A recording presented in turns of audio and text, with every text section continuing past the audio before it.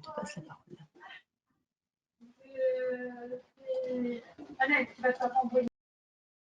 Cette conférence va maintenant être enregistrée. Nous allons passer donc à cette session 2 autour de justement cette fertilité des sols avec un focus dans certaines présentations autour du stockage du carbone, mais pas que. Donc, je vais inviter donc Sébastien Fontaine, donc directeur de recherche à l'UMR UREF de l'INRAE, à préparer sa présentation le temps que voilà, je vous désigne présentateur pour que vous puissiez présenter vos slides.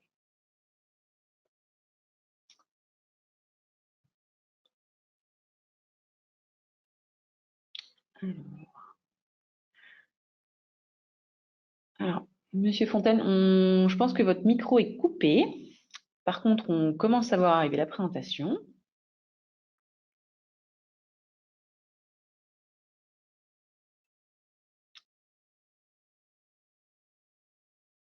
Alors, pour la présentation, là pour le moment, on voit le mode présentateur. Donc, si vous suffit de cliquer sur paramètres d'affichage, dupliquer la présentation. Ça, c'est pour l'image. Voilà, est-ce que vous m'entendez? Oui, voilà, parfait.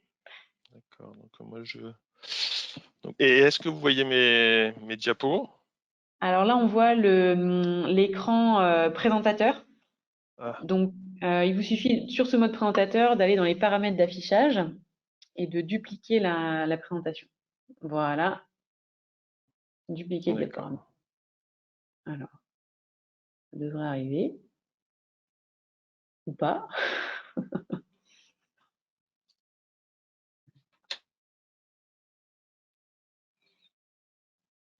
Donc là, on est de nouveau sur la page d'accueil PowerPoint classique.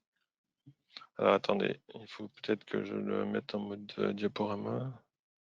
Ouais. Voilà, c'est bon. Ok. Alors moi, je vais essayer de mon côté de pouvoir voir. Eh bien, je pense que je vais pouvoir démarrer. J'ai pas accès, attendez.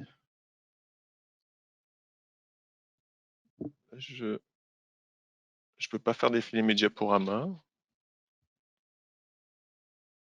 Alors là, si vous avez la souris sur votre diaporama, normalement, ça va fonctionner. Voilà, parfait. Voilà. Donc, bonjour à tous. Donc aujourd'hui, je vais vous parler de synchronie. Synchronie entre l'offre et la demande. Donc, il s'agit ici des interactions entre offre-demande dans le cycle, dans l'économie des nutriments.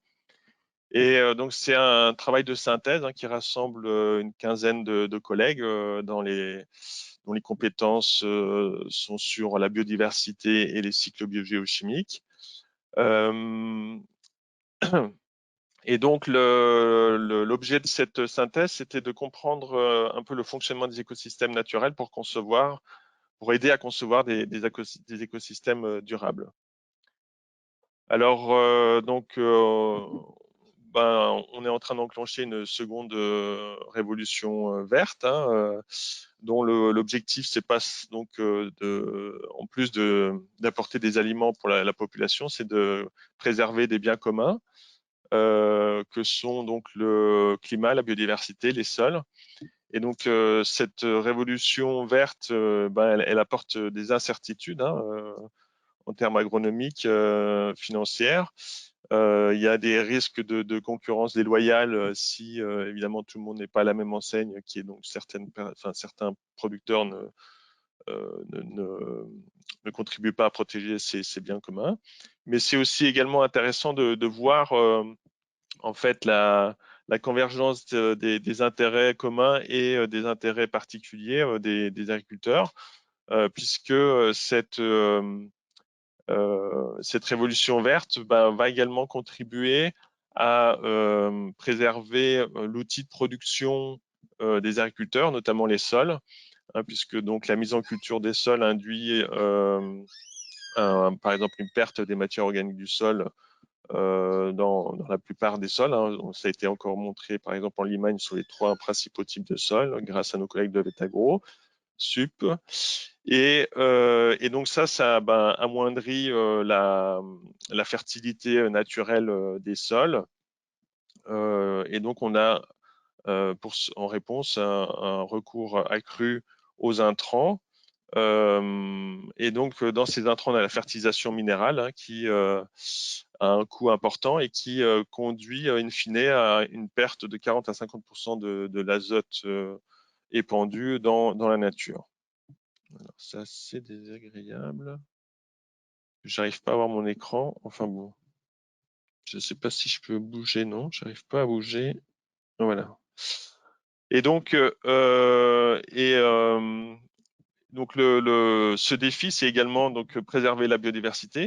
Et cette préservation de la biodiversité, c'est aussi une opportunité pour essayer de maintenir des hauts niveaux de production dans un système où on réduit les intrants en utilisant donc les régulations apportées par cette biodiversité. Donc c'est un défi de société où il est nécessaire donc d'accompagner techniquement, scientifiquement les agriculteurs, mais aussi de les protéger face à des concurrences déloyales. Alors, après cette introduction un peu générale, hein, donc améliorer la durabilité des écosystèmes, c'est une problématique donc ancienne et rubisque bien. Donc, on a une grande diversité de pratiques qui sont testées depuis des décennies. Hein. Ça a commencé par une amélioration des pratiques de fertilisation, puis petit à petit, on a changé les agrosystèmes, la nature des agrosystèmes avec une réduction du travail du sol, des associations végétales. Et donc, c'est un problème rubiscubien parce qu'on a affaire à un système qui a plusieurs facettes et toutes les facettes sont liées. Donc, on a des résultats très variables et on a souvent des compromis entre production et durabilité. Donc, c'est très difficile de trouver la combinaison de pratiques idéale par rapport à un contexte pédoclimatique local. Donc, par exemple, le non-travail du sol, ça ne permet pas, par exemple, d'augmenter le stock de carbone du sol. On va avoir une redistribution de ce carbone dans le profil du sol, mais on ne va pas avoir une augmentation globale du stock de carbone. Et donc, afin d'orienter la construction, l'agroécologie propose de copier les écosystèmes naturels locaux, mais les agroécologistes restent quand même un peu vagues sur quoi copier et au travers de quelles pratiques.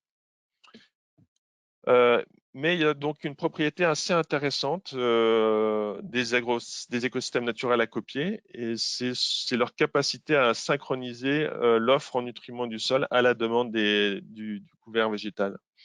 Donc, dans cette diapo, je compare en fait des systèmes naturels ou semi-naturels, comme les prairies permanentes, à des systèmes cultivés.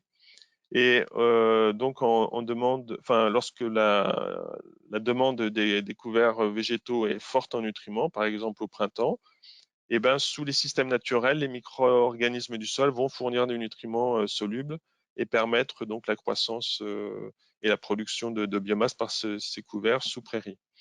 Et dans les systèmes cultivés, on a recours à la fertilisation pour substituer le manque de fourniture de nutriments solubles par les micro-organismes du sol. Et à l'automne, lorsque la demande du couvert végétal est faible, dans les systèmes semi-naturels, on va avoir formation de réserves organiques de nutriments par les micro-organismes. Et dans les systèmes cultivés, on a des reliquats de nutriments solubles et ça conduit à des pertes. Et on n'a pas non plus de fabrication de réserves de nutriments organiques et ça conduit à des pertes de carbone du sol. Alors, donc là, c'est un exemple de mesure de synchronie offre-demande sous différents couverts prairiaux. Et ce qui est intéressant ici, c'est de voir avec quelle rapidité s'effectue cet ajustement offre-demande. On a ici en ordonnée l'offre qui est donc mesurée par la minéralisation des matières organiques du sol et la demande qui a été réduite suite à une coupe des couverts prairiaux. Donc les barres en noir sont l'offre avant la coupe et les barres en blanche après la coupe. Et donc on voit que cette réduction de la demande induit dans les 48 heures une réduction de l'offre. Donc on observe des ajustements similaires sous les forêts naturelles. Par exemple, on va voir un basculement de la minéralisation et de l'immobilisation au cours des saisons selon les besoins des arbres. Et donc, ça a été vraiment le point de départ de cette synthèse bibliographique où l'idée principale qu'on défend, c'est que la productivité et la durabilité des écosystèmes et des agrosystèmes sont liés de manière inextricable au niveau de synchronie entre offre et demande. Et cette synchronie offre-demande, elle nécessite une organisation de nombreux processus du sol et de la plante. Et donc, en étudiant les systèmes naturels, on a identifié 4 systèmes d'organisation. Et ces 4 systèmes, en fait, correspondent à des réponses écosystémiques à des conditions pédoclimatiques différentes. Et donc ensuite, tout ça, ça conduit à des implications agricoles que je vais vous présenter. Alors, donc là justement, offre-demande. Donc ici, c'est une petite diapo qui explique un peu ce que c'est. Donc la demande en nutriments, eh ben, ça correspond à, donc à la lorsque la plante fait une photosynthèse, la plante produit des carbohydrates et ces carbohydrates sont ensuite transformés en biomasse. Mais pour cela, il faut une certaine quantité de nutriments qui sont nécessaires à la fabrication de cette biomasse. Ça, c'est la demande. Elle est très variable dans le temps et dépend de facteurs liés à la plante et à son fonctionnement, comme l'écologie de la plante, la disponibilité de la lumière et d'autres facteurs. Et l'offre en nutriments du sol, eh ben, ça dépend des micro-organismes qui vont avoir des effets qui peuvent être contradictoires. Donc, par exemple, il y a une partie des micro-organismes qui libèrent des nutriments solubles, il y en a d'autres qui les immobilisent. Et donc, ce fonctionnement, lui, va dépendre de nombreux facteurs liés à ces micro-organismes, comme le pH du sol, les matières organiques, leur qualité, leur quantité, etc. Donc, il n'y a aucune raison particulière à ce que l'offre en nutriments du sol s'ajuste à la demande de la plante, hein, et qui sont tous les deux variables. Et pourtant, c'est ce qui se passe dans les systèmes naturels, et c'est parce qu'il y a des systèmes d'organisation, de coordination des processus. Donc, je vais vous présenter ces systèmes d'organisation. Donc là, je vous présente un système d'organisation qui concerne la plupart des écosystèmes que vous connaissez et qui ont été, c'est aussi les surfaces qui ont été converties beaucoup pour l'agriculture. Donc, c'est des systèmes où la biomasse, enfin la communauté végétale libère donc dans le sol une grande quantité de matière organique très rapidement décomposable, très riche en énergie. Et donc, ils vont alimenter 2 communautés microbiennes, M et I, là, et qui ont 2 rôles opposés dans le sol. Donc, les microbes, les communautés M, minéralisent les matières organiques humiques du sol. Hein. Donc, en gros, les MAOM, ça correspond à peu près au complexe argilo-humique. Et donc, ils libèrent des nutriments. Et de l'autre côté, on a les microbes I qui font exactement l'inverse, qui immobilisent ces nutriments et qui produisent ces complexes argilo-humiques. Et donc, l'activité simultanée de ces 2 micro-organismes, grâce à la fourniture d'énergie par la plante, crée un tapis roulant de nutriments dans lequel les plantes vont venir se servir pour s'alimenter. Et c'est un système qui est dynamique et qui va s'ajuster aux besoins de la plante. Donc, quand la plante a une forte demande en nutriments, elle prélève beaucoup de nutriments dans ce tapis roulant. Ça va bloquer donc les micro-organismes I et ça va stimuler, parce que ces 2 micro-organismes sont en compétition pour l'acquisition d'énergie, stimuler les micro-organismes I qui libèrent donc plus de nutriments, ce qui permet d'alimenter la plante en croissance.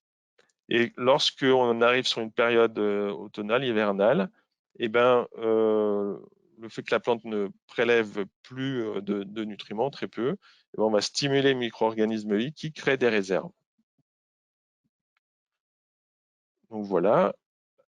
Alors un deuxième système de synchronie, ça correspond aux écosystèmes où on a un horizon organique très épais.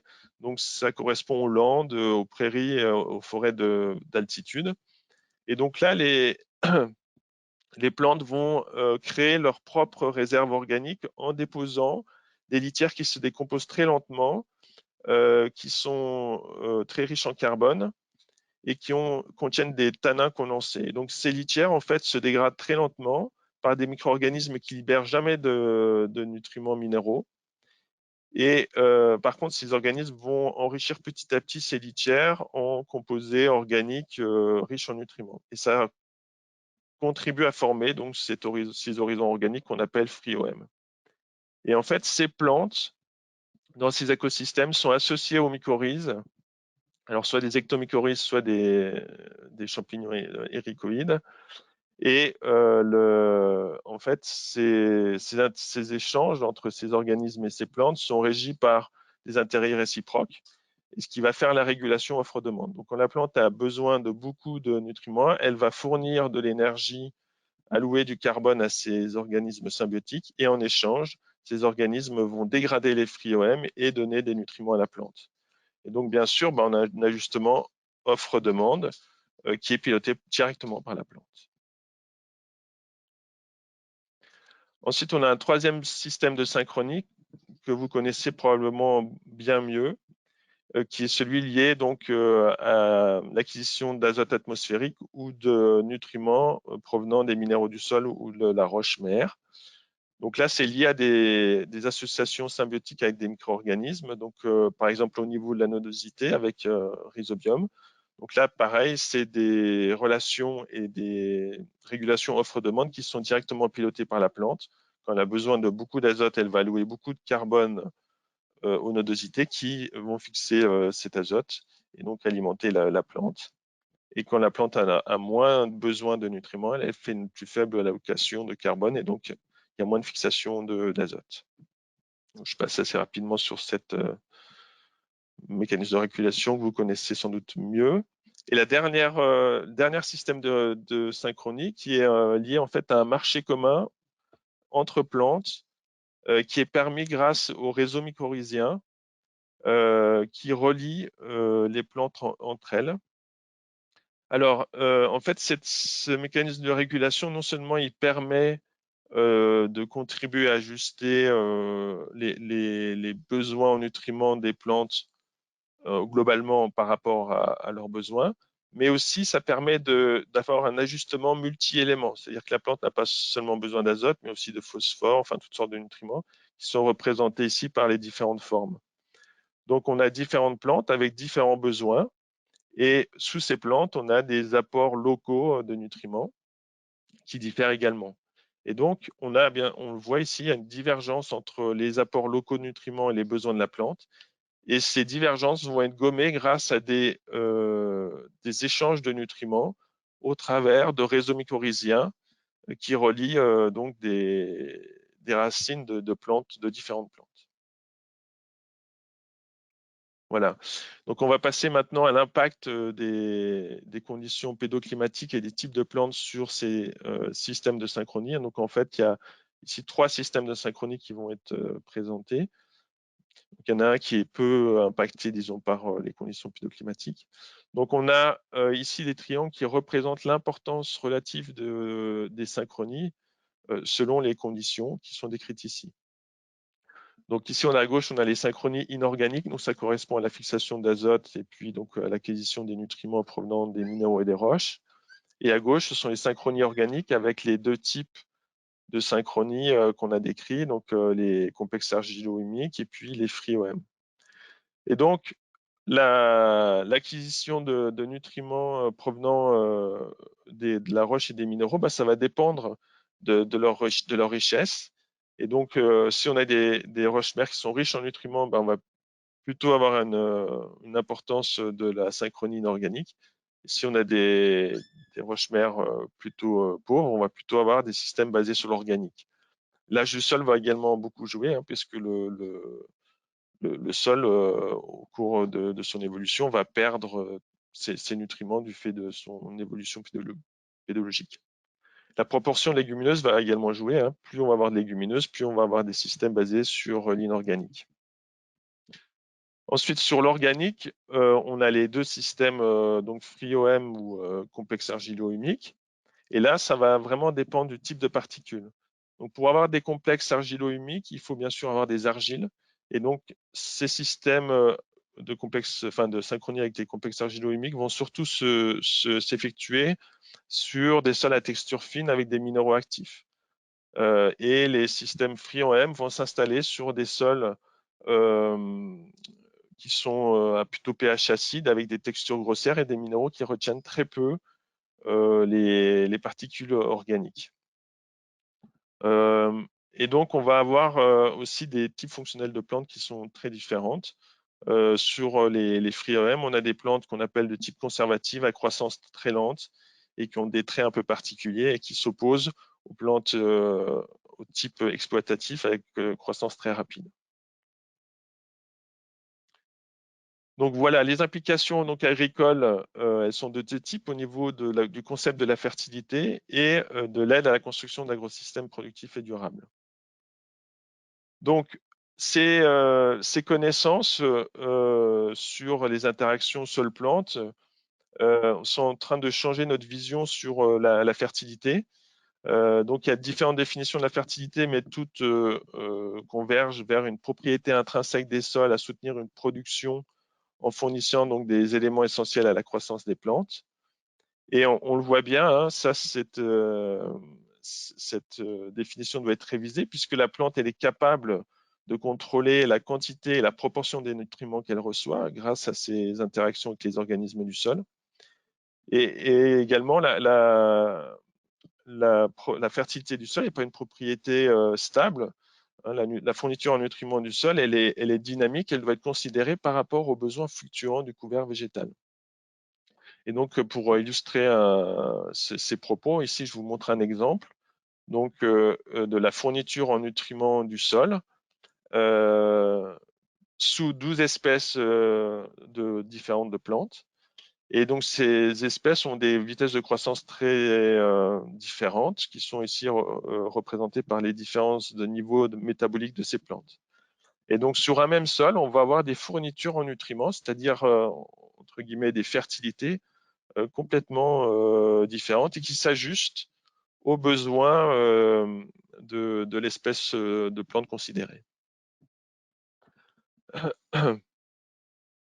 Donc, ça signifie que selon les plantes et les microbes présents, un même sol peut soutenir des niveaux de production très différents. Et donc, la fertilité est une propriété émergente des interactions sol-plante, ce n'est pas une propriété intrinsèque des sols. Donc maintenant, très rapidement, hein, qu'est-ce que ça a comme impact sur la façon de concevoir la construction des écosystèmes, des agrosystèmes hein, productifs et durables. Je vais juste, on a beaucoup de, de propositions, mais je vais développer deux petits exemples. Donc, je vous prends la synchronie argilo-humique, puisque c'est celle qu'on retrouve dans la plupart des agrosystèmes, hein, du fait d'espèces cultivées à croissance très rapide et qui vont générer ce type de synchronie. Donc, pour avoir une synchronie, il faut avoir des microbes M et I actifs et tout au long de l'année. Et c'est pour ça qu'il faut maintenir un couvert permanent de plantes actives qui vont continuellement alimenter ces micro-organismes en carbone énergétique. Et dans ce sens, toutes les pratiques qui vont favoriser un couvert permanent vont avoir des résultats positifs. C'est ce qui est généralement montré hein, par les cover crops, le relais cropping, etc. Mais ça suffit pas. Il faut combiner cette pratique-là avec une autre pratique qui est d'avoir un couvert végétal qui a des tissus avec un ratio carbone-nutriments relativement élevé pour permettre une immobilisation microbienne des nutriments. Sinon, ça ne peut pas marcher. C'est pour ça que si on met un cover crop basé uniquement de légumineuses, on a une mauvaise synchronie. Et on peut, pour favoriser cette synchronie, sélectionner des espèces avec des forts niveaux de rhizodéposition, ce qui va fortement immobiliser les deux flux d'immobilisation et de minéralisation. Mais toutes ces approches, ces pratiques ne sont pas du tout adaptées au sol à texture sableuse, grossière, parce que les matières organiques libérées par les micro-organismes sont de très petite taille et ne sont pas retenues par les minéraux grossiers. Et c'est pour ça que si on applique ces pratiques-là sur des sols sableux, eh ben, on a une très rapide dégradation des sols et ils deviennent impropres à la culture. Et donc, dans ces sols à texture grossière, en fait, il faut mélanger, associer les espèces cultivées à des espèces à croissance lente avec des litières récalcitrantes et qui contiennent des tanins condensés. Ces tanins condensés, en fait, vont se substituer au rôle des minéraux du sol, c'est-à-dire qu'ils vont aller fixer les nutriments, enfin les matières organiques riches en nutriments libérées par les organismes du sol. Et ainsi, on va pouvoir constituer une réserve de matière organique sous ces sols et permettre une synchronie et même un couplage des deux types de synchronie qui devrait permettre à ces sols d'être exploités durablement et de soutenir une production assez importante. Voilà, je vous remercie, je pense que ça suffit et je suis disponible pour les questions et les débats. Merci beaucoup, Monsieur Fontaine. Alors pour le moment, voilà, il n'y a pas de questions dans le chat. Moi, j'en avais une peut-être pour lancer les échanges. Vous nous avez montré que les plantes ont cette capacité d'impacter le stock de nutriments présent dans les sols. Est-ce que vous avez pu étudier, on va dire, la capacité des différentes plantes cultivées à justement impacter ce stock de nutriments dans les sols? Et si oui, voilà, quelles sont peut-être les espèces les plus à même à mobiliser les réserves des sols? Alors, on a comparé différentes espèces qui sont plutôt des espèces, on va dire, des milieux naturels. On a quand même malgré tout mesuré sur par exemple, sur quelques blés, sur quelques plantes cultivées. Donc globalement, ce qu'on observe, c'est que plus une plante a une activité photosynthétique élevée, et plus elle va avoir tendance à avoir une rhizodéposition, et donc à stimuler les activités microbiennes et les flux d'immobilisation de minéralisation. Mais disons que la grande différence entre les espèces annuelles cultivées et donc les couverts prairiaux, c'est que les espèces annuelles ont bien sûr une activité limitée dans le temps. Et donc, elles vont pouvoir entretenir ces régulations microbiennes et fournir des nutriments, mais pendant une durée assez courte. Et quand elles ne sont plus présentes sur le champ, en fait, ces régulations s'arrêtent et on a notamment une mort, on a une diminution de la biomasse microbienne, une libération des nutriments, et ces nutriments s'accumulent et peuvent être ensuite perdus. Et donc, ça conduit à des asynchronies comme on les observe. Donc, en fait, je ne peux pas vraiment répondre très précisément parce qu'on n'a pas vraiment pu explorer beaucoup les espèces cultivées et les différences entre variétés. Mais ce qu'on sait, c'est que les espèces cultivées ont la capacité d'induire ces flux d'immobilisation de minéralisation, mais plutôt de faire une synchronie de type MAOM, là, donc sur complexe argilo-humique, c'est-à-dire ça marche bien sur des sols à texture fine, mais sur tous les sols à texture grossière, ça ne peut pas marcher. Et surtout, il faut combiner la culture des espèces avec des pratiques particulières comme maintenir un couvert végétal permanent de plantes actives et avoir des couverts avec des C/N relativement élevés.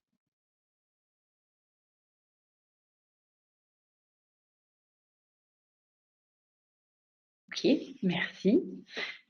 Alors, comme on est un tout petit peu en retard sur le timing, on peut encore se permettre de prendre peut-être une question, si il y a une question des participants. Mais c'est un peu le temps si vraiment il y a une question brûlante.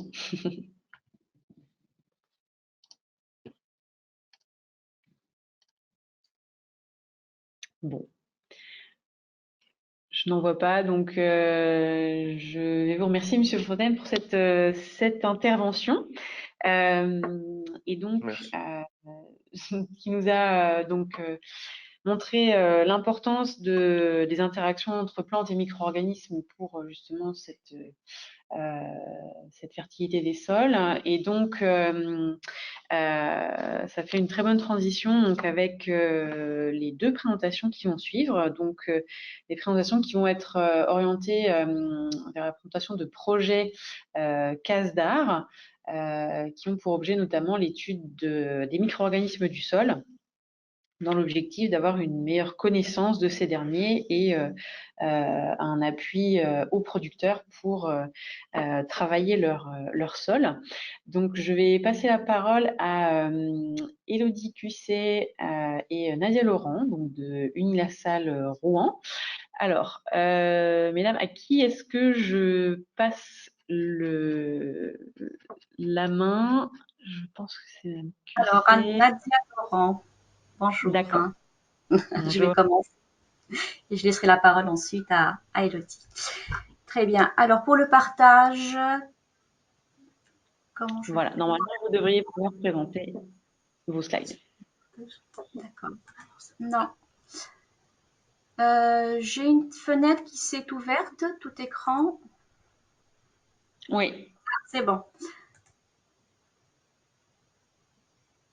Et donc, je vais aller sur ce support-là. Est-ce que vous le voyez? Ouais, là, on voit votre interface Parfait. Très bien, c'est parfait. Très bien. Écoutez, bonjour à toutes et à tous. Merci pour nous donner cette opportunité de présenter les travaux du projet Casdar Microbiotaire. Et donc, sans attendre, donc ça serait une présentation à deux voix avec Élodie Cuisset, chargée de recherche à Nuit-la-Salle, et moi-même Nadia Laurent, enseignante-chercheur à Nuit-la-Salle. Donc, toutes les deux, nous sommes dans l'équipe dans l'unité de recherche agile. Alors, le projet microbiotaire, qui est un CASDAR, porte sur la mise en place d'un outil de diagnostic d'état des sols agricoles dans deux systèmes, un système grande culture et un système polyculture élevage. Donc, les résultats que nous allons vous présenter ont été menés, en tout cas obtenus par un ensemble de partenaires assez nombreux, que vous pouvez voir en dessous de cette présentation, avec Arvalis, l'Institut d'élevage, qui est porteur de ce projet. Alors, concernant le contexte global de ce projet, il faut savoir que un agriculteur qui veut faire un suivi de la fertilité de sol et connaître les teneurs en phosphore, carbone, azote, etc., fait appel à des laboratoires d'analyse qui vont réaliser des mesures physico-chimiques qui sont des mesures classiques et de routine, notamment par exemple tout ce qui est granulométrie, les tests bêche et puis des mesures d'analyse de sol, pH, carbone, azote, etc. Or, dans un fonctionnement du sol, il y a quand même le compartiment biologique qui a pris à prendre en compte, puisqu'on l'a vu dans la présentation juste avant. Et donc, le bon fonctionnement du sol via les activités microbiologiques est quelque chose d'assez important et qui n'est pas, à l'heure actuelle, pris en charge ou pris en compte, ou en tout cas pas suffisamment dans les laboratoires d'analyse du sol. Donc, l'objectif du projet microbiotaire, c'est de mieux connaître ce compartiment, mieux connaître son fonctionnement pour proposer des indicateurs qui seront référencés et plus spécifiquement dans le projet microbiotaire en lien avec le cycle du carbone et de l'azote. Alors concrètement, l'objectif du projet, c'est de pouvoir d'abord identifier les indicateurs ici microbiologiques, de pouvoir les référencer, et de pouvoir les étudier afin de les mettre en place dans les analyses de routine dans les labos. En lien avec l'amélioration des gestions des restitutions organiques dans les deux grands systèmes que j'ai cités, grande culture et polyculture élevage. Alors, quelle était notre démarche avec les partenaires? Eh bien, c'était de passer de l'indicateur au conseil agronomique au travers de trois grandes phases.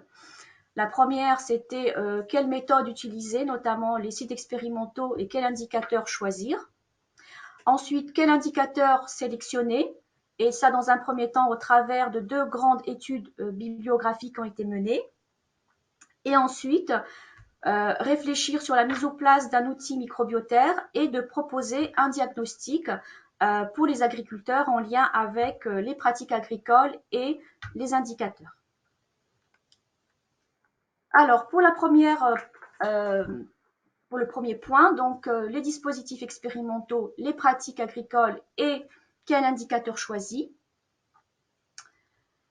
Donc, concernant les dispositifs expérimentaux, nous avons fait appel à un ensemble de partenaires, notamment les gestionnaires de sites, pour nous proposer des sites expérimentaux à partir d'un cahier de charge bien défini. Donc, ce cahier de charge, globalement, c'était des parcelles qui étaient âgées de plus de 5 ans, des sols homogènes, des parcelles où il y a une possibilité de faire des répétitions, donc avec des blocs. Également des sites où il y a un système de référence pour pouvoir justement comparer les différentes pratiques entre elles. Et puis, une connaissance extrêmement détaillée des pratiques agronomiques, des données agronomiques et notamment celles liées à la gestion de la matière organique.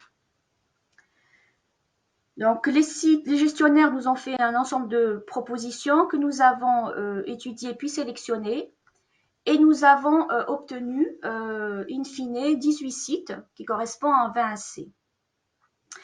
Donc, ces 18 sites comprennent une totalité de 61 modalités agronomiques et les sols ont été prélevés sur la période printanière 2017 et 2018 sur une profondeur de 20 cm. Donc, vous pouvez voir ici sur cette carte-là que nous avons un ensemble de sites qui sont globalement assez homogènes sur le territoire français, en dehors du massif central, au centre de la France, où on n'a pas eu de sites expérimentaux à étudier, en tout cas qui ne répondaient pas à notre cahier de charge. Alors, sur ces 18 sites, 5 pratiques culturelles ont été définies, les durées de rotation, le travail du sol, les couverts intermédiaires, les produits résiduaires, donc apport des matières organiques, également des études de systèmes tels que les systèmes innovants ou des systèmes bio, toujours en comparaison avec une pratique de référence. Quelles variables physico-chimiques et microbiologiques avons-nous choisi? Eh bien, des indicateurs, on va dire, classiques utilisés dans les laboratoires d'analyse, tels que la texture, le CEC, le pH. Des mesures de test Bech aussi ont également été utilisées afin de connaître tout ce qui est compaction du sol et son aération, et donc son fonctionnement. Et des mesures de fractionnement granulométrique de la matière organique pour définir la fraction stable et la fraction labile. Et puis une mesure moins courante qui est le carbone labile avec la méthode de permanganate de potassium. Du point de vue biologique, eh bien, nous avons étudié des notions de ce qui est en lien avec l'abondance microbienne, notamment avec les suivis de l'évolution de la biomasse microbienne avec la méthode de fumigation-extraction, l'ADN total, donc en utilisant la biologie moléculaire, extraction de l'ADN et sa quantification, et puis les groupes, l'abondance des bactéries avec l'ARN ribosomal 16S et fongique avec le 18S, et des mesures de l'ergostérol qui est un stérol présent dans les cellules des champignons. Donc c'est une méthode également de suivi de la quantification de quantité de champignons.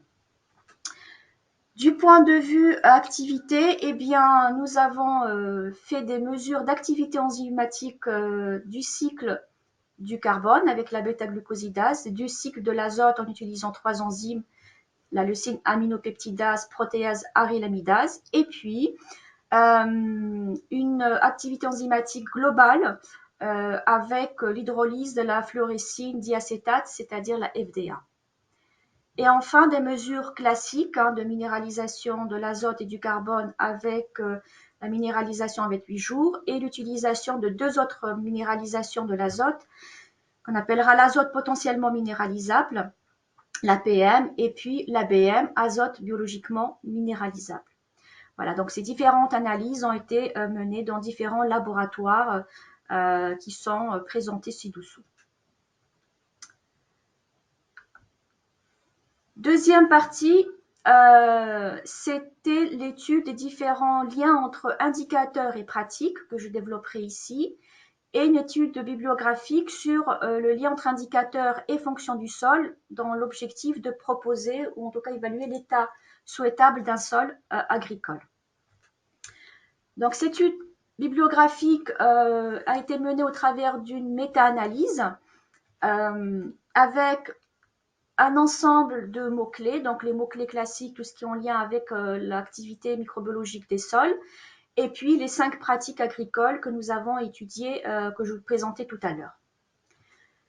Quelques règles de recherche bibliographique, c'est-à-dire tous les articles entre 2007 et 2021, des essais au champ, des mesures physico-chimiques et microbiologiques, et bien évidemment des données quantitatives brutes pour une analyse méta-analyse.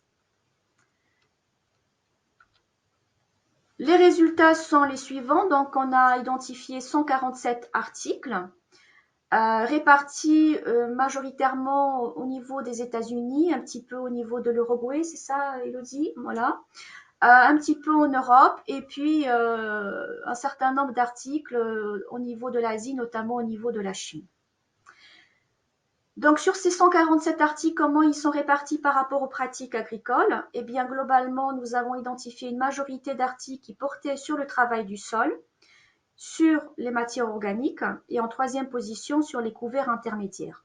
Sachant que dans les articles, il y avait effectivement soit travail du sol, soit travail du sol associé aux pros, etc., etc. Quelques petits résultats pour vous montrer comment on a présenté ces données. Eh bien, prenons par exemple le carbone microbien qui est une mesure assez bien utilisée également dans les laboratoires et qui répond bien aux pratiques. Eh bien, ici, sur votre gauche, vous avez le comportement du carbone microbien lors d'un apport de matière organique et sur la droite, lors d'apport ou présence de couverts intermédiaires. Et donc, ce qu'on peut constater ici en rouge, eh bien, lorsque on apporte des matières organiques au sol, eh bien, l'activité, en tout cas le carbone microbien, est amélioré d'autour de 49%. Ici, c'est la moyenne et en noir, c'est la médiane. Concernant les couverts intermédiaires, eh bien, cette augmentation est plus mitigée puisque c'est autour de 16%. Et puis, à partir de là, de cette base de données, nous avons essayé de subdiviser en fonction de différents facteurs, notamment par exemple le climat, également en fonction de la texture du sol, l'âge de la pratique agricole, les teneurs en matière organique du sol et bien évidemment tout ce qui est en lien avec les couverts ou la fertilisation. Donc, ce qu'on peut constater ici globalement, c'est que l'apport de pro favorise de manière assez significative l'abondance microbienne au travers du carbone microbien. Et si on le compare par rapport aux couverts intermédiaires, eh bien pour les couverts intermédiaires, ce sont des résultats, on va dire, assez moyens, voire assez mitigés. Voilà. Donc, sur cette partie bibliographique, eh bien, je vais laisser la parole à Elodie qui vous présentera les indicateurs et leur comportement par rapport aux pratiques agricoles. Elodie, je te laisse la parole. Merci. Donc ensuite, en complément de cette méta-analyse, donc nous avons continué d'étudier les liens entre les variables mesurées et les différentes pratiques culturales, mais cette fois-ci concernant les données issues des essais prélevés dans le cadre du projet. Donc sur cette diapositive, nous avons étudié l'aptitude des indicateurs à discriminer les modalités agronomiques. Donc on voit dans le tableau de droite que chaque variable mesurée correspond à une ligne, chaque pratique culturelle à une colonne, Et la dernière colonne correspond à l'aptitude discriminante vis-à-vis de l'ensemble des pratiques culturelles. Donc si on regarde maintenant les résultats, donc les résultats sont visibles ici sous forme d'un gradient de couleur. Donc on voit une couleur vert foncé pour une aptitude élevée, jusqu'à une couleur vert clair voire jaune pour une aptitude discriminante plus faible. Et donc finalement, pour retenir les indicateurs du menu microbiotaire, nous nous sommes basés sur deux indicateurs de référence qui sont ici visibles en violet sur la diapositive, donc la teneur en carbone organique et la teneur en azote.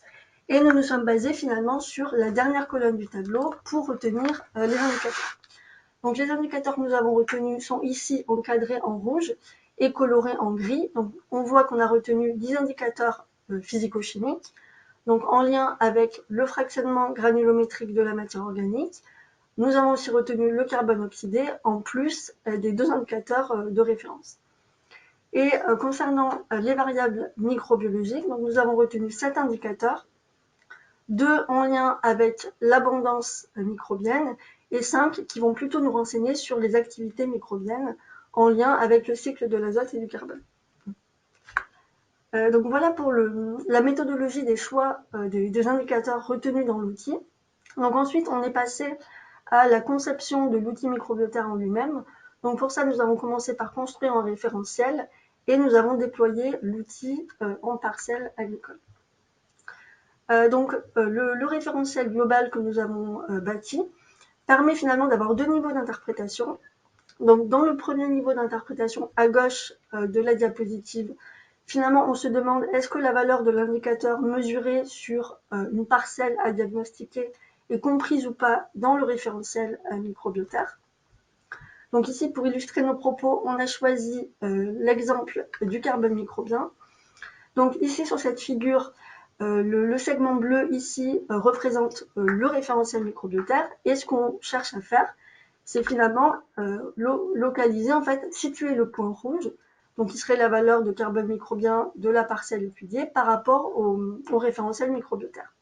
Donc dans cet exemple-là, on pourrait dire la valeur de carbone microbien correspond à ce qu'on a vu, à ce qu'on a pu mesurer dans le cadre du projet. Donc ensuite, si on essaie d'affiner un peu notre interprétation, et donc si on passe au deuxième niveau d'interprétation, donc là, on va essayer de qualifier le niveau de l'indicateur.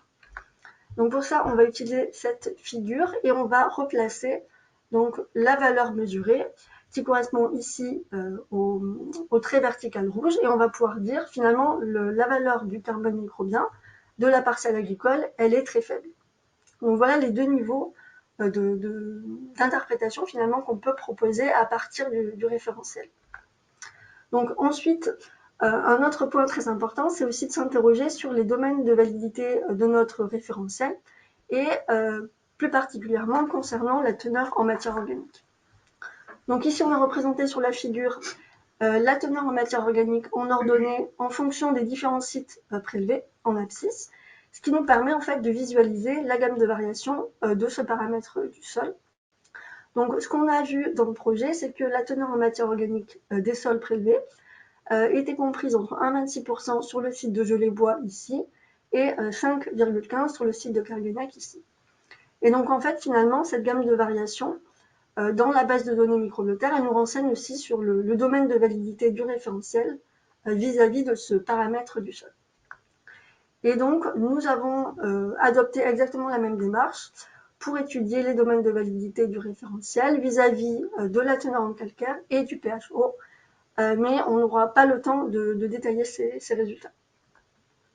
Donc ensuite, une fois qu'on a conçu l'outil, donc l'idée c'était aussi de pouvoir tester l'outil sur des parcelles agricoles. Donc pour ça, nous avons choisi 26 parcelles agricoles qui ont été prélevées en 2021. Donc à la même période de l'année que le prélèvement qui avait été fait sur les essais agronomiques. Donc on voit ici les différentes parcelles étudiées. Donc on a des parcelles en orange qui avaient des pratiques conventionnelles et des parcelles en vert qui avaient des pratiques plutôt innovantes ou qui étaient en bio.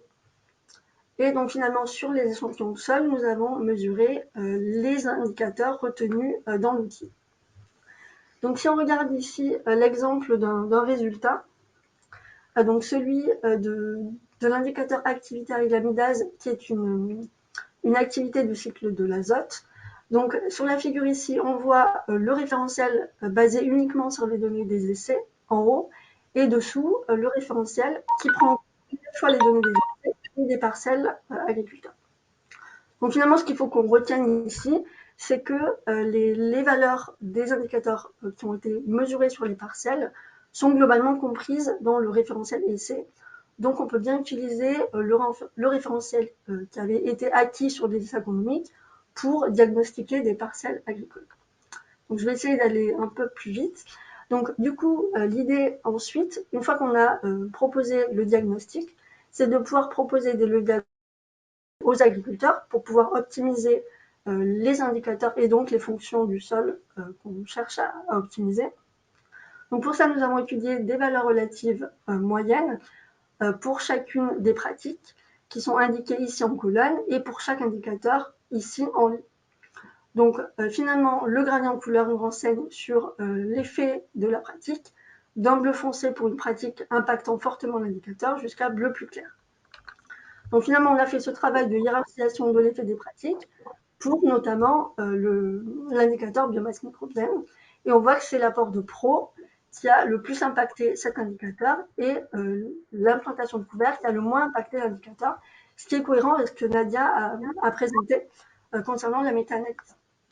Donc finalement, si on regarde notre démarche, donc nous avons dans le projet pris en compte l'objectif de l'agriculteur pour choisir les indicateurs à mesurer.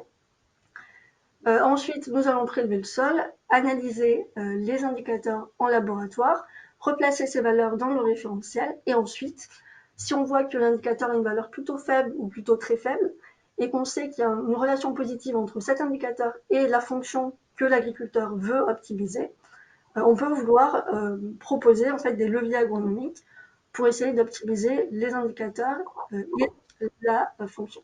Donc très rapidement, si on regarde les apports du projet, donc le projet a permis d'identifier des indicateurs pour évaluer la fertilité biologique des sols. Il a permis de proposer un référentiel d'interprétation et d'identifier différents leviers agronomiques. Donc il reste néanmoins des pistes de travail, donc des perspectives. On peut à l'avenir consolider les référentiels et approfondir, notamment des liens entre les relations indicateurs-fonctions et aussi essayer d'approfondir la notion d'état social. Donc, merci de votre attention et aussi merci à tous les contributeurs du projet.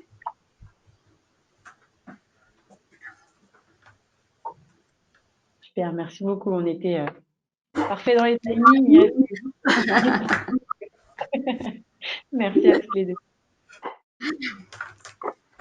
Alors, je vais les questions. Il n'y a pas de questions dans le chat pour le moment. D'accord. Encore une fois, n'hésitez pas à activer vos micros pour partager vos questionnements. Bon.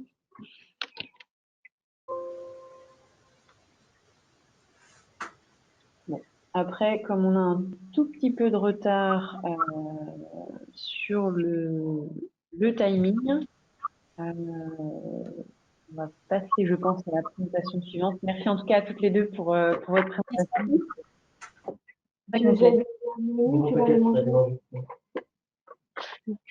Très bien. Donc, dans la continuité un petit peu de ces sujets abordés par le projet Microbiotherm, donc je vais à présent passer la parole à Mathieu, laboratoire Auréa.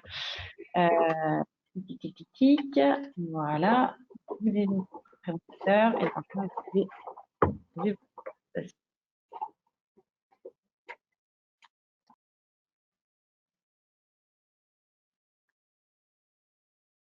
Voilà, parfait. Hop, est-ce que vous voyez mon écran? Oui, donc là on voit la fenêtre PowerPoint. Alors, attendez, comment je fais pour virer ça? Non. Ce que je voulais. Alors nous, concrètement, toute l'interface GoToMeeting, on ne va pas la voir. Donc, je ne sais pas si c'est ça Hop, qui... voilà. Mais moi, ça gêne la visualisation. Donc, OK, hop, ça c'est bon. Et est-ce que vous voyez le plein écran là? Voilà, c'est bon, c'est parti. C'est parfait. Bon, eh ben, écoutez, je vais essayer de respecter le timing. Bonjour à toutes et à tous, hein. Merci de m'avoir sollicité pour pouvoir présenter les quasi-résultats du projet agroécosol, puisque contrairement à Microbiotaire, il n'est pas encore complètement terminé. Donc, qui vise à développer donc une filière technique et économique sur le diagnostic et le conseil pour une gestion agroécologique des sols. Très rapidement, quelques diapositives d'introduction, hein. L'idée, c'est pourquoi s'intéresser à la fertilité des sols? Tout simplement parce que c'est un enjeu agronomique au service de la rentabilité des exploitations, hein. On est bien là pour soit maximiser un rendement dans un premier temps et aussi éventuellement diminuer des charges avec des optimisations ou des économies d'intrants. Mais de plus en plus, on va commencer également on suppose, à venir rentrer dans l'équation des éléments de paiement pour services environnementaux, hein, c'est-à-dire de prendre en compte aussi les externalités environnementales et permettre par cette gestion de les maîtriser ou de les limiter au maximum. Et donc, c'est cette vision qui permet ou qui dit qu'on passe d'une vision support du sol à une vision d'outils de production, et donc toute cette notion de gestion et d'entretien et d'amélioration de son capital sol. Ce contexte-là aussi, sans vous le rappeler, voilà, il y a aussi toute une nébuleuse au niveau de la partie réglementation dont on a un petit peu parlé en début de matinée, hein, qui incite aussi à rentrer dans ces éléments-là. Et il y a aussi des initiatives privées, hein, qui a un certain nombre de labels qui vont aussi promouvoir ces éléments-là au niveau de la fertilité des sols, donc avec un certain nombre de pratiques associées. Donc du coup, pour choisir et raisonner ça de manière optimisée, il faut encore avoir des moyens de diagnostic, puisque pour connaître, il faut mesurer. Et donc l'idée, c'est effectivement d'évoluer de vision sur le sol, juste éventuellement support, voire fourniture de nutriments, à quelque chose de beaucoup plus vaste, avec, bon là ici c'est les visuels de la FAO sur toutes les fonctions rendues par le sol, hein, même si bien sûr certaines sont un peu loin de nos préoccupations agricoles. Pour autant, on voit que voilà, il y a quand même beaucoup plus que la simple production de nutriments et support des végétaux, avec notamment tout ce qui est régulation du climat, qualité et stockage de l'eau et autres éléments. Et donc voilà, quand on va s'intéresser à ces services écosystémiques ou agro-écosystémiques pour les sols cultivés, eh bien voilà, on va pouvoir voir des éléments donc en lien avec la composante chimique, la composante physique, la composante biologique, en interaction avec le climat et les pratiques agricoles. Et donc voilà, tout ça, ça va générer des fonctions et ensuite des services ou disservices. On va regrouper voilà, dans des notions soit d'approvisionnement, donc production des denrées, régulation de la qualité de l'air et de l'eau et soutien, notamment maintien de la biodiversité. Donc voilà, on voit qu'on a une vision assez large de cette qualité du sol et des services rendus. Et comme on l'a évoqué un peu juste avant, hein, les analyses de terre classiques ou ce que pouvaient proposer les laboratoires d'analyse, c'est surtout centré sur la fourniture de nutriments, avec les paramètres physico-chimiques, notamment les teneurs en nutriments, le pH ou autres.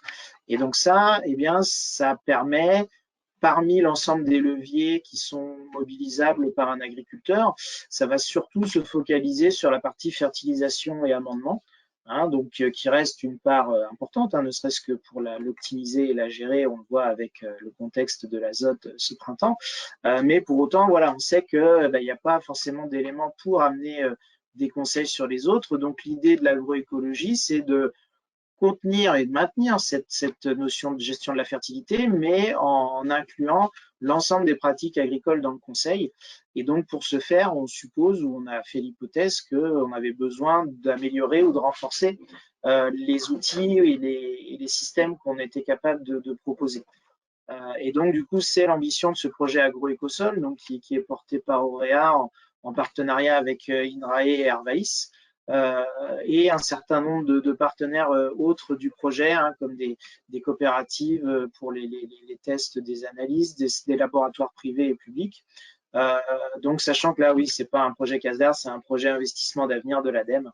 Donc voilà, donc qui se termine à la fin de l'année, puisqu'on a eu une petite prolongation liée aux diverses crises sanitaires. Donc voilà, ce projet donc est dans sa phase finale, hein, on est vraiment sur la dernière année. Et donc voilà, le constat était de se dire on veut être capable de proposer un conseil de gestion agroécologique, et on avait identifié 2 manques en gros hein, au début de la constitution du projet. C'était avoir des indicateurs qui permettent de répondre ou de faire le lien avec les processus du sol, notamment les bioindicateurs de qualité des sols. Et la deuxième chose, c'était comment je les interprète, comment je donne des conseils à partir de ces bioindicateurs. Donc là, je vous expliquerai un peu après la démarche qui a été choisie, sachant que voilà, ce projet s'articule en gros avec le précédent présenté, un microbiotaire hein, qui avait vocation lui à référencer des indicateurs, et donc en gros AgroEcosol va valoriser le travail entre autres fait dans le microbiotaire pour proposer une offre concrète, avec peut-être un scope un peu plus large que ce qui a pu avoir lieu sur le microbiotaire, puisqu'on ne s'intéresse pas uniquement à la partie microbiologique. Et donc voilà, les bioindicateurs, alors vous allez en retrouver dans la liste pas mal de ceux qui ont été travaillés dans le microbiotaire. Alors heureusement, hein, il y a eu quand même une cohérence entre les 2 projets, puisque Auréa et INRAE participaient aussi à Microbiotaire. Donc on retrouve des analyses qu'on proposait déjà, hein, qui existaient déjà, hein, comme le fractionnement gravimétrique de la matière organique ou le carbone microbien par fumigation-extraction. Et donc là, dans le cadre du projet, on a optimisé les méthodes, hein. Il y a eu tout un travail vraiment laboratoire d'optimisation, de rationalisation pour essayer d'abaisser les prix de revient et d'augmenter les capacités de traitement. Également des indicateurs sur lesquels on a fait du transfert de technologie, donc dont le carbone actif au permanganate de potassium, donc dont on a parlé dans la présentation précédente, et puis également une méthodologie différente sur la partie potentielle de minéralisation de l'azote. Des indicateurs aussi concernant la microbiologie des sols, donc en termes d'abondance, que ce soit donc avec des technologies moléculaires, hein, là aussi, qui sont celles qui ont été présentées précédemment, avec de l'ADN total et puis de l'abondance relative. Donc là, dans le cadre du projet, il y a eu du transfert de technologie hein, de la part de l'INRAE de Dijon, plus de l'acquisition de références, hein, notamment sur le ratio champignon-bactéries, hein, où il n'y avait pas forcément d'acquisition de référence, donc ça a été fait dans le cadre du projet. Des indicateurs en lien avec les activités enzymatiques. Donc là, c'est plutôt de l'optimisation méthodologique qui a été faite, hein, puisque pour l'instant, il n'y a pas de transfert de techno vers Auréa. Du travail également sur la diversité. On a vu l'abondance des bactéries champignons. Là, on parle de la diversité. Donc là aussi, par technique moléculaire, par séquençage. Donc là, il y a eu également du transfert de technologie vers Auréa, également de l'acquisition de références pour la partie champignons, puisqu'il y avait avant le projet de la référence sur la partie bactéries, mais les champignons n'étaient pas encore disponibles. Et puis aussi, et ça ce qui est un peu différent de microbiotaire, c'est qu'on s'est aussi intéressé à la faune du sol, soit avec des technologies classiques d'identification morphologique, hein, donc là, transfert de technologie de la part de l'INRAE de Montpellier et puis de l'Université de Montpellier également, donc sur les vers de terre, les carabes et les colamboles. Et également des travaux là un peu plus prospectifs sur la faisabilité éventuelle de mesure de ces indicateurs-là par les techniques moléculaires. Bon, je n'aurai pas le temps de présenter tous les résultats, mais effectivement, là, ça c'est une tâche qui n'est pas encore complètement terminée et qui sera sans doute à poursuivre après le projet. Et puis, dernier groupe d'indicateurs dans le périmètre du projet, c'était les indicateurs de nématofaune. Donc là, c'est la mobilisation de la prestation analytique au travers de la société Elisol Environnement. Donc voilà, tout un travail qui a permis aujourd'hui, ou on va dire à la fin de l'année, de proposer au catalogue l'ensemble de ces indicateurs mesurés. Et puis après, il y a tout un travail d'interprétation, et donc là, d'interprétation fonctionnelle, alors qui reprend dans les concepts ce qui a pu être présenté avant aussi, hein, avec une idée de se dire que on combine à la fois des informations sur ce qui est mesuré ou exprimé par l'agriculteur, des informations terrain, les mesures observation au champ, les mesures laboratoires, pour définir en fait, et c'est là la partie un peu nouvelle du projet, de se dire qu'on n'interprète pas forcément les indicateurs dans l'absolu, mais on va d'abord en fonction du contexte pédoclimatique et du système de culture, définir une typologie de la parcelle. Et pour cette parcelle, pour chaque niveau de typologie, on va définir des niveaux souhaitables de processus ou de fonctions assurées par le sol.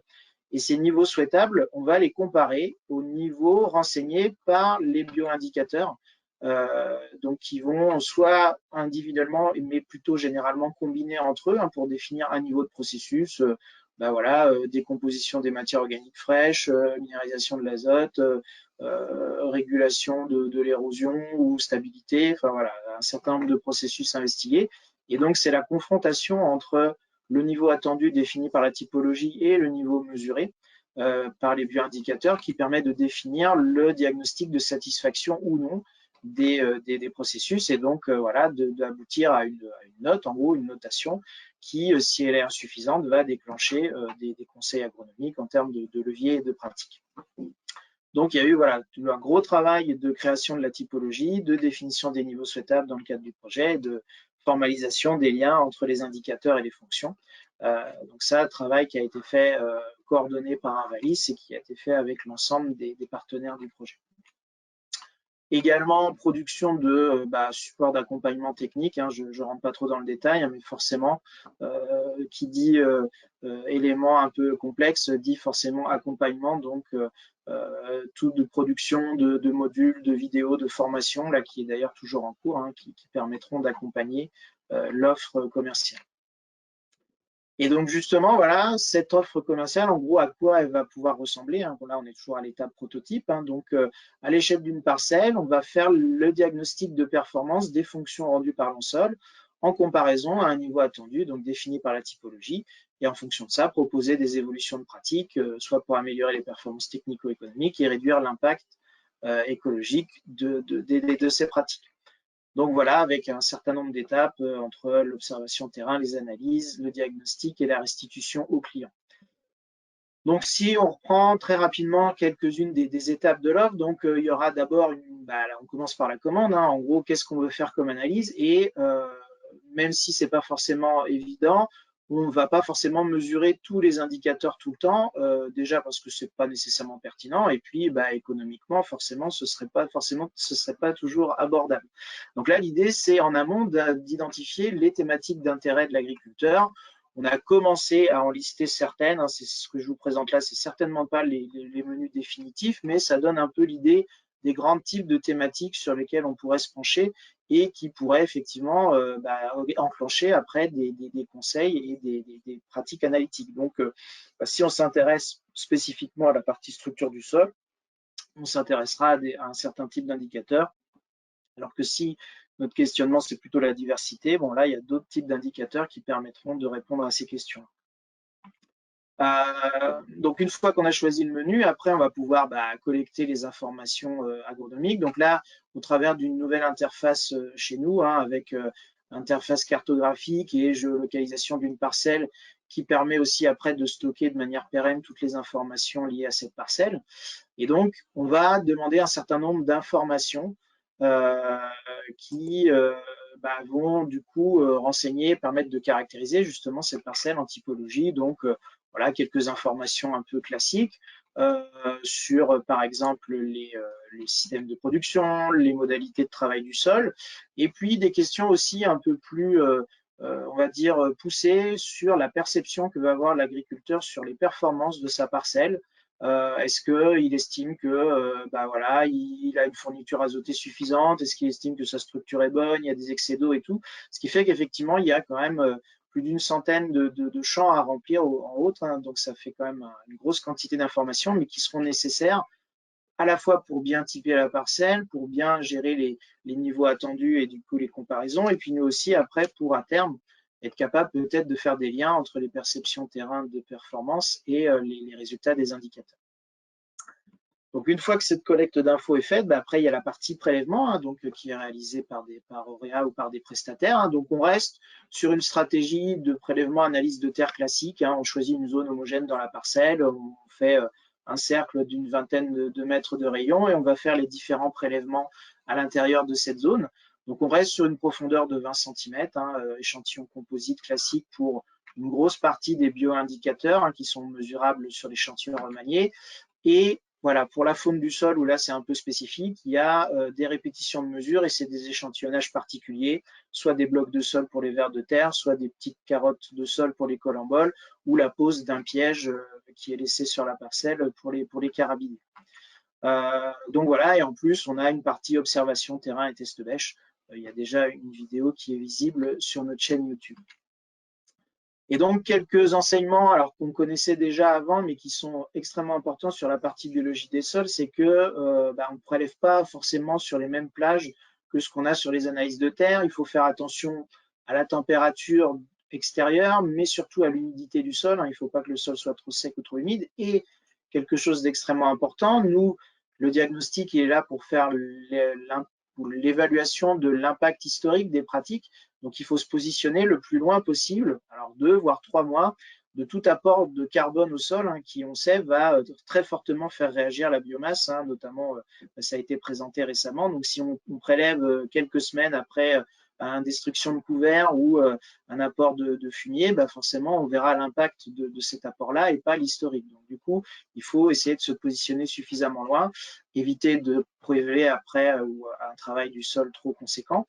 Et aussi, des données qui ont été acquises au cours du projet, c'est que là aussi, notamment les activités enzymatiques vont être sensibles à l'apport des fertilisants minéraux azotés notamment.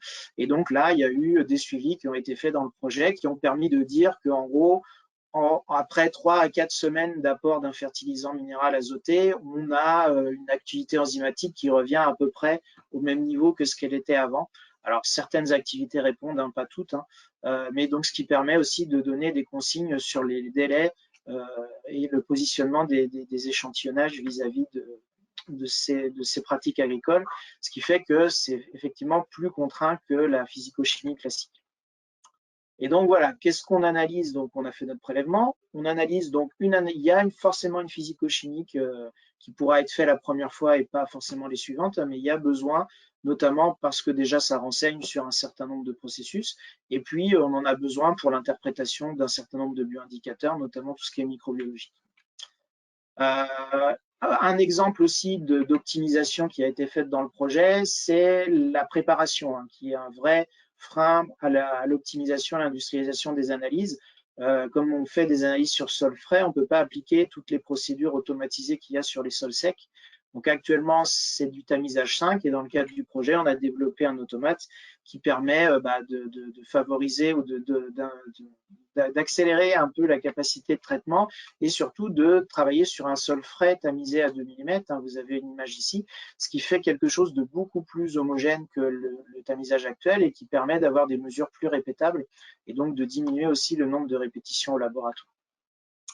Voilà, je ne vais pas tellement plus loin dans la partie méthodologie labo, mais c'est un des exemples de ce qui a pu être fait dans le projet.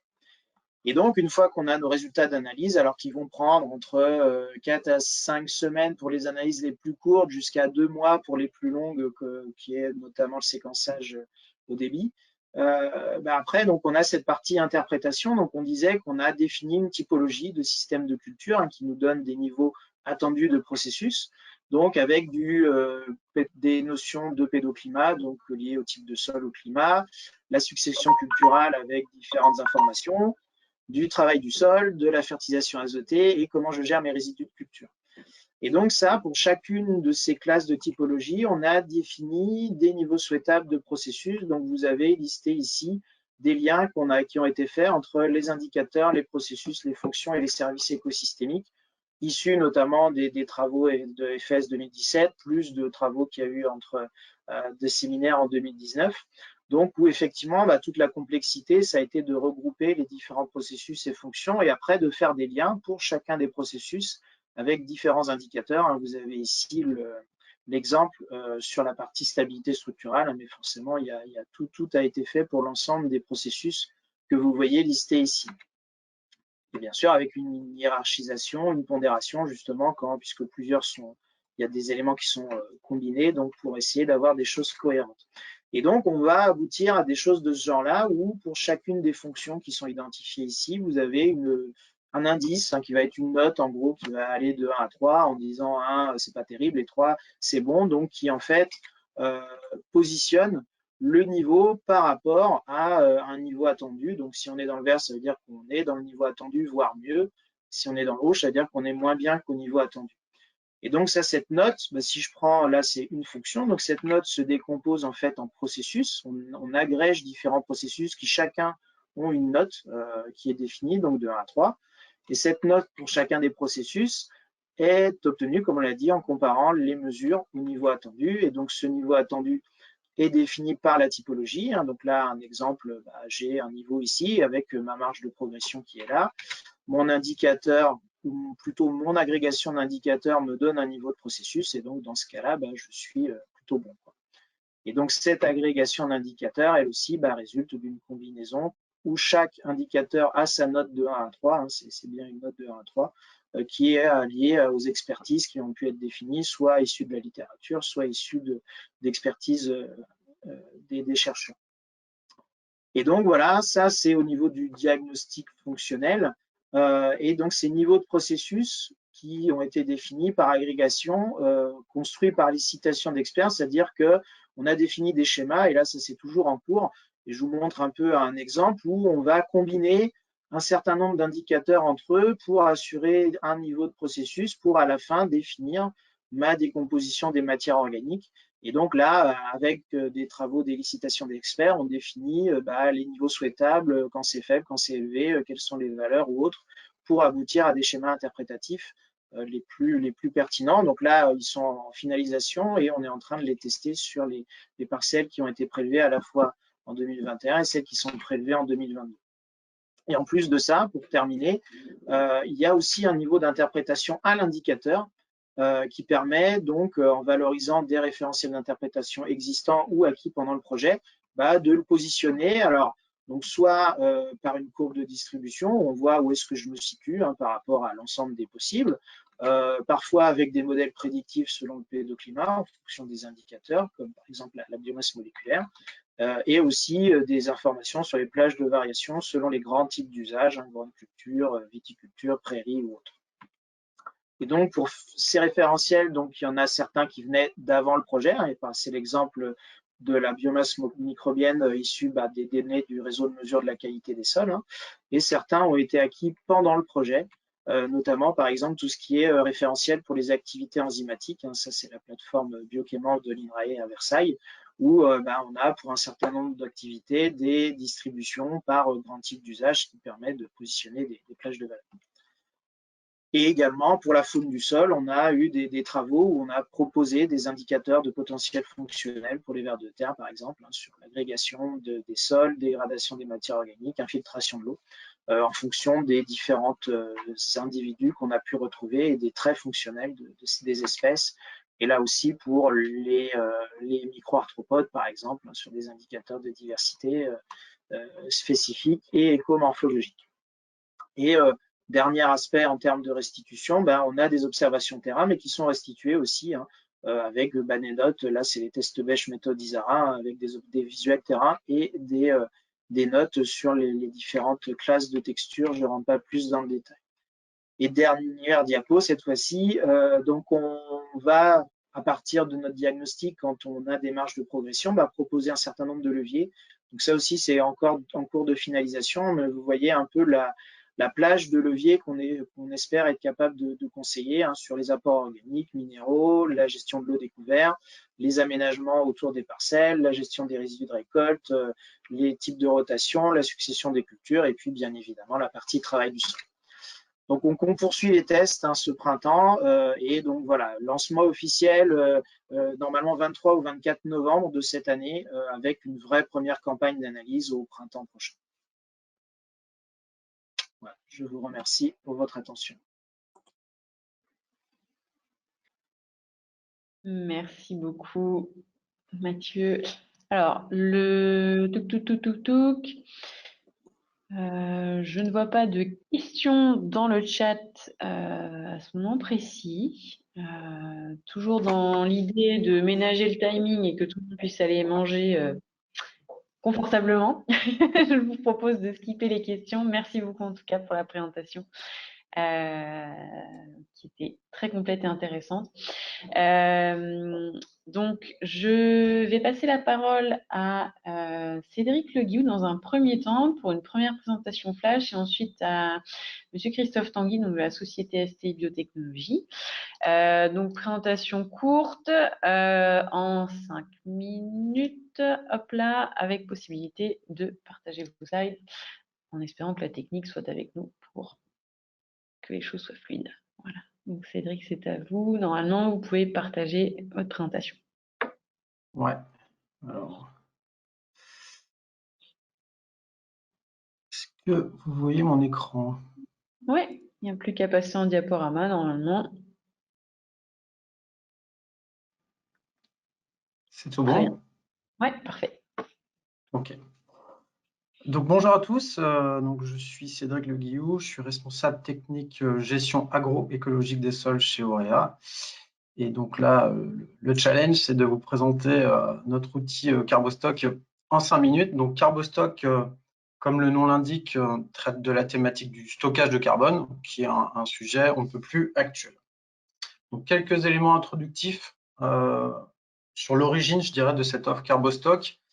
Pour nous, le carbone est et doit rester avant tout un enjeu agronomique en premier lieu. Carbone étant le principal constituant des matières organiques du sol, et les matières organiques du sol étant au cœur, je dirais, du bon fonctionnement des sols cultivés, en termes de nutrition des cultures, structuration du sol, rétention en eau, activation de la vie du sol, etc. Par ailleurs, dans le futur, le carbone et donc la matière organique du sol aura aussi un rôle de plus en plus prégnant pour tamponner, alors à sa mesure, hein, mais l'impact de phénomènes extrêmes liés au changement climatique. Donc là, une illustration d'un article dans Perspective agricole qui montre que les sécheresses vont être plus fortes dans le futur. Donc la matière organique, à sa mesure, pourra jouer un rôle pour tamponner ces impacts-là.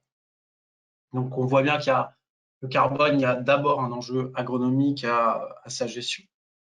Et puis plus récemment, on a vu apparaître un enjeu autour plutôt du climat, avec un contexte politique et sociétal de plus en plus fort sur cette thématique climat, avec différents curseurs qu'on peut positionner dans le temps, depuis les protocoles de Kyoto jusque plus récemment les accords de Paris, et puis la déclinaison au niveau national de la stratégie nationale bas carbone, qui est en gros la feuille de route pour au niveau national réduire les émissions de GES par secteur économique.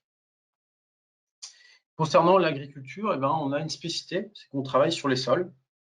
Or, les sols contiennent 2 fois plus de carbone que l'atmosphère ou la végétation. Donc, on voit bien que c'est un réservoir et un compartiment du cycle carbone dans le climat essentiel. Ça veut dire que toute variation à la baisse ou à la hausse du carbone dans les sols va impacter la concentration en CO2 dans l'atmosphère et donc le climat. Et puis, une des spécificités, les sols agricoles, ils peuvent jouer un rôle de puits de carbone. C'est toute la spécificité. Donc, on peut être contributeur net positif avec l'initiative 4 pour 1000, bien connue, avec ce calcul, si on augmente de 4 pour 1000 par an la quantité de carbone contenue dans les sols, on compense l'augmentation annuelle de CO2 dans l'atmosphère. Et donc, finalement, ça aboutit plus récemment à des dispositifs, des démarches pour valoriser les bonnes pratiques des agriculteurs vis-à-vis de ce sujet au climat, avec 3 axes, je dirais, les crédits carbone, donc à travers au niveau national du label bas carbone et d'autres dispositifs au niveau européen et international, des démarches aussi de labels et de filières autour du bas carbone, et puis des labels qui intègrent vraiment explicitement dans leur référentiel, dans leur cahier des charges, une dimension fertilité des sols, et donc des primes ensuite autour de ces filières. Et puis il y a la PAC, la future PAC, où clairement il y aura des aides spécifiques autour de ce qu'ils appellent le carbon farming, donc les bonnes pratiques vis-à-vis du climat. Et donc finalement, nous, on a construit cet outil Carbostock à l'interaction, je dirais, de ces 2 enjeux agronomiques et climatiques, sachant que le sujet stock de carbone et stockage de carbone amène un certain nombre de spécificités techniques, tant au niveau de l'analyse que du prélèvement. Parce que classiquement, ce qu'on a, c'est les teneurs en carbone, donc évaluer des stocks et le stockage de carbone amène d'autres spécificités. Donc, il fallait monter une offre un peu spécifique sur ce sujet. Et puis, pour nous, l'outil CarboStock, en fait, il permet de rendre concret cette thématique carbone qui est pour l'instant encore récente, compliquée, souvent basée sur de la modélisation. Là, il s'agit de mesurer, d'objectiver, de factualiser les choses avec cet outil qui permet de mesurer, qualifier et suivre un stock de carbone organique des sols. Donc, mesurer, déterminer un instant T, quel est le stock dans ma parcelle, le qualifier, est-ce qu'il est faible, moyen, élevé, et le suivre dans le temps, avec un certain nombre d'indicateurs. C'est un outil qui permet aussi d'accompagner une démarche carbone auprès d'acteurs très différents qui mènent des projets d'animation de groupes agriculteurs sur des thématiques conservation des sols, thématiques sols, ou des essais produits aussi, des fournisseurs d'intrants mettent en place des essais sur des fermes pilotes pour évaluer l'effet de produit vis-à-vis de cette thématique stockage carbone, puis des essais autour de nouvelles pratiques aussi agricoles. Donc, je dirais que c'est un bon outil de support d'animation. Et en dernier lieu, c'est un outil qui permet de répondre aux besoins de dispositifs type label bas carbone ou bon diagnostic carbone, avec les paramètres analytiques qui sont demandés dans ce genre de dispositif-là. Et donc, en résumé, qu'est-ce que fait cette offre? C'est mesurer, qualifier et suivre le capital carbone. Donc, à l'intérieur, ce qu'on peut retrouver, c'est le stock de carbone organique, la détermination du potentiel de stockage, un bilan humique, c'est-à-dire qui permet de qualifier les pratiques des agriculteurs en utilisant le modèle AMG en contexte de grande culture, qui est le modèle le plus reconnu en France à l'heure actuelle. On étudie aussi les formes de carbone, puisqu'il y a le carbone total, mais il y a différentes formes de carbone à l'intérieur avec des fonctionnalités différentes en fonction, par exemple, d'un carbone stabilisé, très lié aux particules d'argile, qui a plutôt là la fonction stockage carbone, et puis il y a un carbone libre qui est plutôt là pour la nutrition et la stimulation de la vie biologique des sols. Donc, c'est intéressant de regarder l'équilibre entre ces formes de carbone. Et puis, jusque aussi le carbone, je dirais, vivant, à travers la vie microbienne du sol. Et puis donc, tel que je le disais, le menu, je dirais, CarboStock de base permet aussi d'analyser les paramètres analytiques importants pour maximiser ces crédits carbone dans des dispositifs type label bas carbone, méthode grande culture. Ça, c'est l'aspect purement analytique. Et puis, il y a l'aspect service associé, qui est la réalisation, je dirais, d'une étude de groupe pour mettre en regard, finalement, quand on a plusieurs agriculteurs qui se lancent dans des analyses ou des distributeurs, coopératives, négoces qui font un groupe d'analyse sur leur territoire. On peut regarder très localement, finalement, qu'est-ce qui marche en termes de levier technique pour maintenir ou augmenter les stocks de carbone. Et puis, du coup, d'évaluer le potentiel carbone. Et pour finir, juste à titre d'illustration, voilà un exemple d'un bulletin de cet outil CarboStock avec qu'on voit en haut, en tête, c'est plutôt la partie administrative, je dirais, sur l'exploitation, la parcelle, le CarboStock, ce que ça fait. Et puis après, donc on a différents encadrés. Le premier encadré qui est l'élément essentiel, je dirais, c'est de déterminer le stock de carbone de la parcelle, avec un rappel des paramètres analytiques autour, qui sont essentiels pour justement évaluer un stock de carbone, donc la teneur en carbone, la profondeur, la densité apparente, la charge en éléments grossiers. Donc on exprime souvent ça en tonnes de carbone par hectare pour pouvoir comparer différentes parcelles, mais on réexprime à l'échelle de la parcelle ensuite en fonction de la surface de la parcelle. On a un deuxième encadré qui porte sur la stabilité du stock de carbone, là où justement on s'intéresse à l'équilibre des formes de carbone entre carbone lié et carbone libre. Est-ce que tout ça est assez équilibré? On a un troisième encadré qui porte sur l'évolution du stock de carbone. Donc là, c'est le bilan humique en utilisant le modèle AMG. Donc là, sur la base de la rotation et des pratiques de l'agriculteur, on peut déterminer finalement, là, à l'heure actuelle, avec ton système, tu es plutôt en train de stocker, ou tu es à l'équilibre, ou tu es plutôt en train de déstocker. Et on a un dernier encadré qui porte sur ce qu'on appelle le niveau de stock.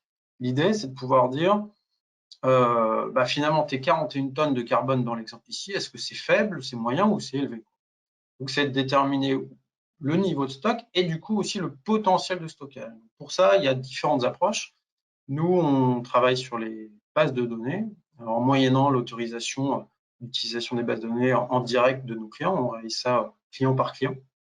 Donc, l'idée, c'est de pouvoir dire à un agriculteur, toi, dans ta région, dans ton type de sol et dans ton contexte de production grande culture, voilà où tu te situes. et voilà où se situent tes petits voisins.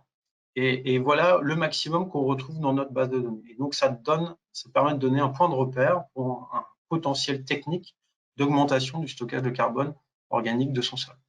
Et puis, on a, je dirais, un encadré final qui porte sur la synthèse des éléments mesurés, calculés, interprétés. Et puis, un premier niveau de conseil qui porte sur la gestion des résidus de culture, sur la mise en place des couverts végétaux, et puis sur les apports organiques. Voilà, j'espère avoir respecté le timing et je reste disponible pour des questions éventuelles. Merci. Merci. Alors, pour le timing, on est un petit peu au-delà, mais c'est pas grave.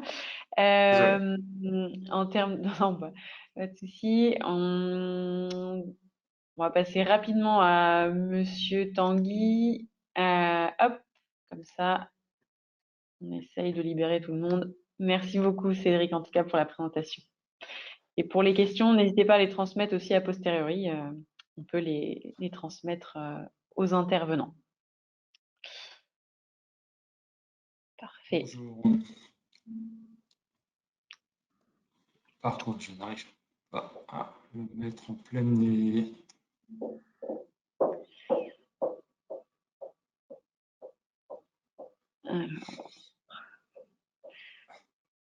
Je n'arrive pas à passer en plein écran. Vous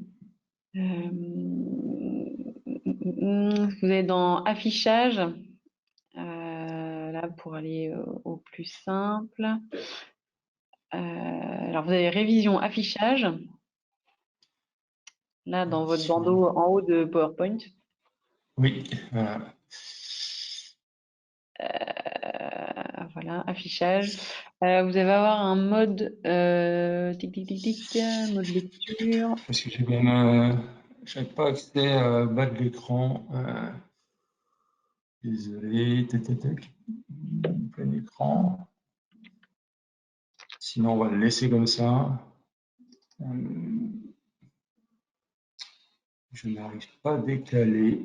Non, mais si vous voulez, je vais prendre la main et comme ça, je vais partager mon écran. Vous me faites signe pour changer voilà, les slides, si ça vous convient. Allez-y. Très bien, désolé. Donc, bonjour à tous. Donc, on va passer sur la slide suivante. Donc, Christophe Tanguy de la société STI Biotechnologie. Donc, rapidement, en quelques minutes, pour vous présenter l'activité de l'entreprise. Donc, on est une société basée près de Fougères, dans l'autoroute nord de Rennes, spécialisée dans la production de lactobacillus, à la fois pour l'élevage et l'agronomie. Donc, on est propriétaire de nos 2 souches de lactobacillus. Ces 2 souches ont été identifiées il y a une quarantaine d'années. L'entreprise a été reprise récemment, il y a 1 an et demi, par le groupe IDENA, une firme service spécialisée dans la nutrition animale.